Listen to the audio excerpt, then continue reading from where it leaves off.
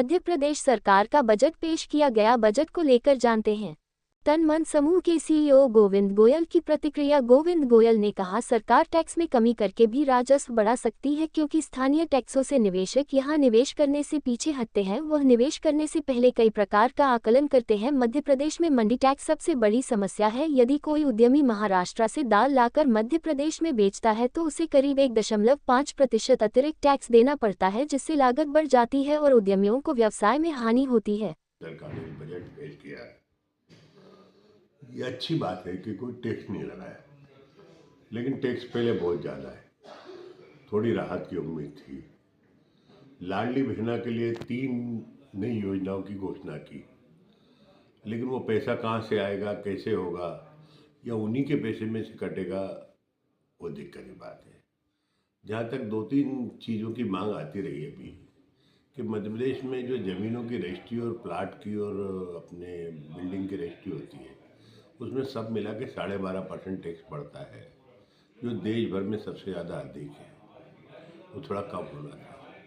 मंडी tax का मामला है कि प्रोसेसिंग इंडस्ट्री जो माल बाहर से मंगाती है और प्रोसेस करके दूसरे राज्य में भेजती है, तो पहले राज्य से भी मंडी टैक्स लग जाता है और यहाँ पे भी मंडी टैक्स लगता है। तो डबल मंडी टैक्स के कारण प्रोसेसिंग इंडस्ट्री, वो दाल की हो या किसी चीज़ की, मसालों की हो, वो थोड़ी सी पिछड़ रही है। इस तरीके से सरकार से बड़ी उम्मीदें थी कि थोड़ा सा कुछ सोचे। अब सरकार ने जो किया ठीक किया, लेकिन सरकार को ये भी समझना चाहिए कि टैक्स कम करके भी टैक्स बढ़ाए जा सकते हैं, रेवेन्यू बढ़ जा सकता है। कारण क्या है कि यदि सरकार टैक्स कम करेगी और बिजनेस बढ़ेगा, और सरकार ने 10% टैक्स करा कम और उसकी जगह 25-50% बिजनेस बढ़ा, तो उसका उल्टा सरकार को फायदा ही होगा। अब जहाँ तक सवाल है, अभी भोपाल में आपने देखा शराब का ठेके गए हैं, वो 20-25% ऊपर गए पिछले साल से, तो रेवेन्यू तो अपने आप सरकार को बढ़ रहा है। तो सवाल ये है, सरकार से एक अपेक्षा जरूर है व्यापारी वर्ग की, उद्योगपति वर्ग की, कि भाई टैक्स कम करके भी, टैक्स की रेट कम करके भी, और यदि बिजनेस टेढ़ा हो जाए तो सरकार को भी फायदा होगा और मध्य प्रदेश का व्यापार भी बढ़ेगा। ये सब बातें हैं। अब माननीय वित्त मंत्री जी हो सकता है इन बातों में विचार करें। धन्यवाद। जी सर, अभी सरकार ने बिजनेस मीट भी यहाँ आयोजित किया था।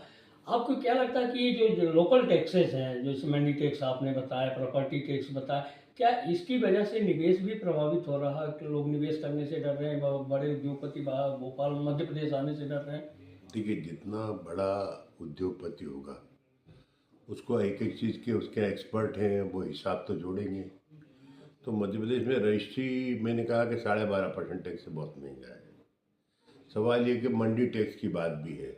अब यदि महाराष्ट्र से माल कोई व्यापारी मंगाए और यहाँ मंगा के उत्तर प्रदेश में बेचे, तो महाराष्ट्र का टैक्स भी लगेगा, यहाँ का भी लगेगा। तो ट्रेडर पे तो मंडी टैक्स डबल लगना ही नहीं चाहिए। अब ऐसा है कि हर चीज़ तो उद्योगपति बड़ा व्यापारी जोड़ेगा, तो मेरे हिसाब से छोटी छोटी बातों का बड़ा फर्क पड़ता है। तो इन्वेस्टर मीट अच्छी हुई, लोग अच्छे आए, सब कुछ हुआ, लेकिन मेन तो इंफ्रास्ट्रक्चर पे ध्यान दिया गया कि किस तरीके से इंफ्रास्ट्रक्चर पे कोशिश की गई है। बाकी सुनिए, जब कोई भी उद्योगपति आएगा, व्यापारी आएगा, हर चीज़ का आकलन करेगा। आकलन करने के बाद ही वो कमिटमेंट कुछ भी कर ले, एग्रीमेंट कई हुए हैं, उनके पूरे होना चाहिए। तो मैं सोचता हूँ कि उनकी समस्याओं देख के सरकार वो समस्याएं दूर करेगी और इन्वेस्टर मीट हुई, वो कामयाब होगी, जिससे मध्य प्रदेश की तरक्की होगी।